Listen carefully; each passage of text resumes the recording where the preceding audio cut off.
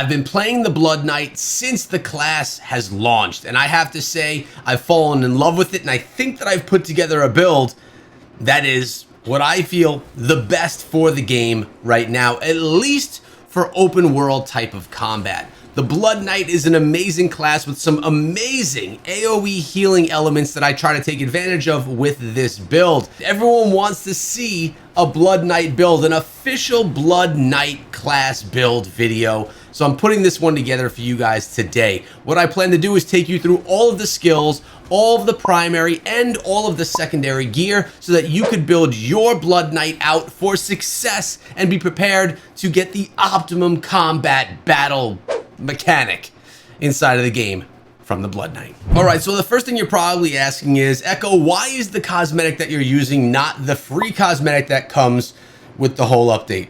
And my answer is, everyone's wearing the thing. Literally everyone. It's a sick cosmetic, yes, but I wanted to be different, so I went with something a little different. Not that it's the best looking, but it's different from everyone else. Let's start with the skills of this build. I'm going with the Shadow's Edge attack. I like this, one, because the ultimate is absolutely insane. Two, it has a melee, close range, and a ranged combat option, so you could really be versatile in your combat. We're going with Siphon Blood, Swarm of Bats, Skewer, and Abomination. Each one of these skills modified through the primary gear essences that we're utilizing, and they all have their place inside of this build. But before we get to the primary gear, let's look at some of our secondary gear that I'm rocking right here with you guys today. And the first piece of secondary gear is Awakener's Urge. What really matters here are the set properties. So we're going with a two-piece of Vithu's Urges. This is actually similar, or actually identical, to what I was utilizing with my Barbarian. With the Barbarian build, I loved using Vithu's because, well, it increases the duration of all beneficial effects on you or your party members by 30%.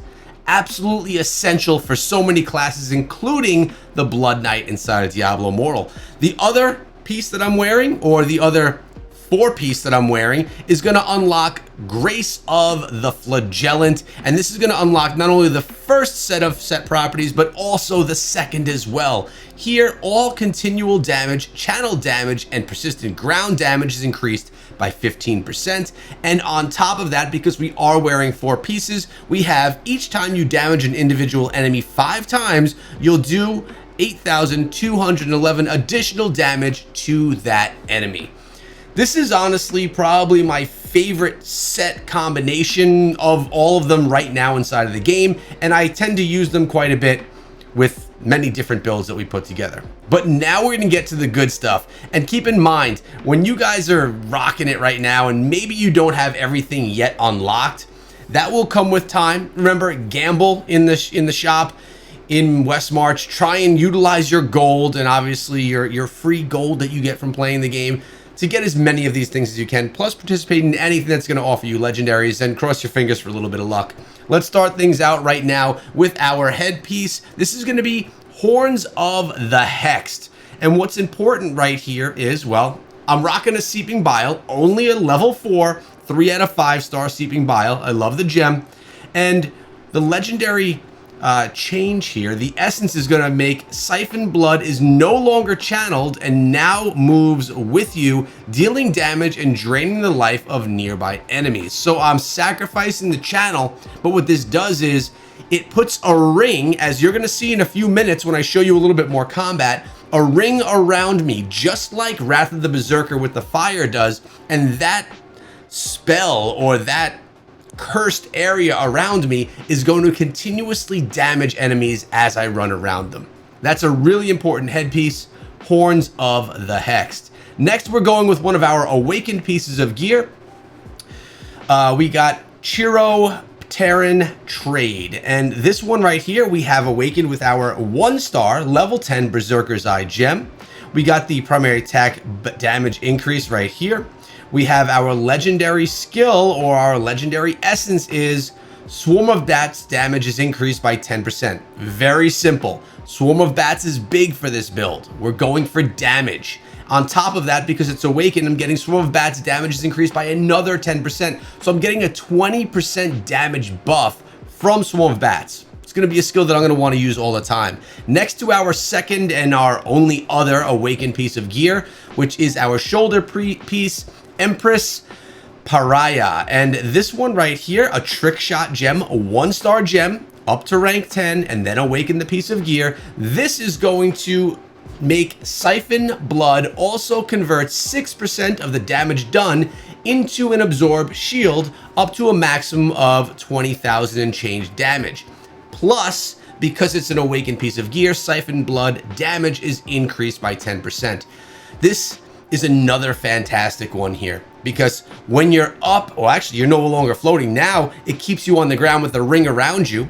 Siphon Blood is gonna steal health. It's a life steal from your opponents while damaging them, and it's giving you a shield on top of that. So you're getting a shield and you're stealing life and you're dropping damage at the same time. It's like a no-brainer. You should be using this one. Next, we're gonna go on over to our pants. We have our blood-soaked jade in this one. Only a 4-star, rank 4, 3 out of 5-star gem. And the legendary property, Abomination. This is the skill that I probably like the most. It's so fun. It essentially is like an ultimate that brings you 2 additional skills, a dashing skill and some type of a punching, pounding type skill, and it increases your speed and damage. Abomination also conjures an unholy aura around you for the duration of your transformation, dealing 2,948 damage every second to nearby enemies. So as you're running around with Abomination, you have a ring around you and you're doing that AoE damage again. Let's move on to our primary piece of gear, the Beslaver. We have a rank 4, 2-star gem, Iron Bane. And inside of this one, Leaping Smash. This is important because it's going to modify Skewer. This is an agility skill. This is my evasion skill. We don't have a sprint like we have with the Barbarian, so here I needed to get away. So we're utilizing Skewer, and Skewer now causes you to leap into the air and slam into the target location, knocking enemies up and stunning them as well. It also will get you out of trouble if you're ever jammed up, stuck. It's a nice way to get around the map a little bit more easily so you don't get stuck with other enemies. And I love the stun ability with that one as well. Next up, we are going with our secondary weapon, Sprig of Hawthorn. We're putting in a level 6 Pain Clasp, which is a 2-star gem that I absolutely love. Obviously, that's why I'm wearing it. Now, Skewer also increases your damage done by 10% for 4 seconds. So after you use Skewer and slam down onto the enemies and stun them, you're doing 10% more damage to anything that you do 4 seconds after that. So Skewer is making good use right here. Now we have some of our swap skills, Broken Corsic, and here we have a level 6, 2-star Fervent Fang gem. The legendary ability here, when Siphon Blood damages the same enemy 3 times, it causes them to hemorrhage, dealing 3,799 additional damage. Now, when you're doing Siphon Blood, you're obviously putting the clicks or the damage clicks on your enemies.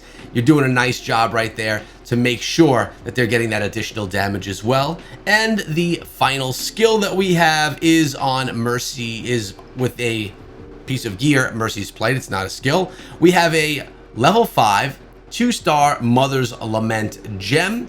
And here, Shadow's Edge now marks enemies, causing them to erupt for 17,000 additional damage when reaching 4 marks. Honestly, this piece of gear, this essence is not one that I am in love with. It's really, it's giving a buff right here to our primary attack, but I'm waiting to see what other essences are going to unlock for me there, and I could change this in the future. The other ones are pretty set in stone, but this one could have some changes in the future. We'll have to see how this build evolves over the next couple of weeks. But now that we kind of went over everything and we kind of discussed why I chose what I chose and why I'm enjoying what I'm enjoying, let's dive into a little bit more gameplay of me doing a little bit of farming in the library. All right, so here we are in the square loop inside of the library of Zoltan Kulle. This is probably my favorite place to farm inside of the game. You have a little rectangle and some enemies that spawn in the center as well. You essentially just run yourself around and do damage whenever they spawn in the corners or in the center of the map. When you get moving around a little bit too quickly, sometimes they won't spawn in time. So you gotta sometimes take a little bit more of your time, but still, this is a great one to do with a party. You can follow one another, make your farming a little bit easier. Plus the library has a lot of other great reasons for farming. I just like it here. It's my favorite place. Right now you're looking at Abomination. As you can see, I'm angered, I'm fast, I have my dash skill and then the punching skills as we pick up some monstrous essence. We also have that aura around us that's just doing the area of effect damage to everyone that we encounter just standing there. Then as this wears off, which you can end it early if you want to, I'm utilizing my my slamming down and dashing skill that we spoke of. We have the bats that are going, and we just have the aura around us for Siphon Blood. Notice Siphon Blood is not levitating me up above the enemies. It's just having me stay on the ground. It puts the ring around me, and it allows me to just drop damage and you know, just slaughter as I run around. That's what's great about this build. You could just move through the map and you do damage as you move through the map. Now, comparing to the Barbarian, these skills don't last as long as our fire, flame, whatever we were calling it. I forget what we were even calling it, Barbarian. These ones do end a little bit more quickly, but then you have Abomination that you could switch to as I did right here, and you could literally just go angry, slaughter anything in your path. Dash into them, do a triple strike with the fist, and then do another dash and another triple strike with the fist and completely clear out your enemies. It makes the build really fun, and honestly, it makes it really aggressive, which I actually like quite a bit. The Blood Knight's been a lot of fun. People ask me all the time, how do you like it compared to your Barbarian? And it's a very different class. What really makes it the most different from a Barbarian is, one, it's not as tanky. Two, it has a ranged and a close distance melee style attack. And three, it has healing elements. There's other builds you could put together where your bats are going to also heal you as well, and you could just kind of be an endless tank of endless life. This is a great class, a great build. I hope you enjoy it. When you test it out, let me know what you guys think, and make sure you let me know in the comment section below. I appreciate you guys, and I'll see all you back here tomorrow for another video.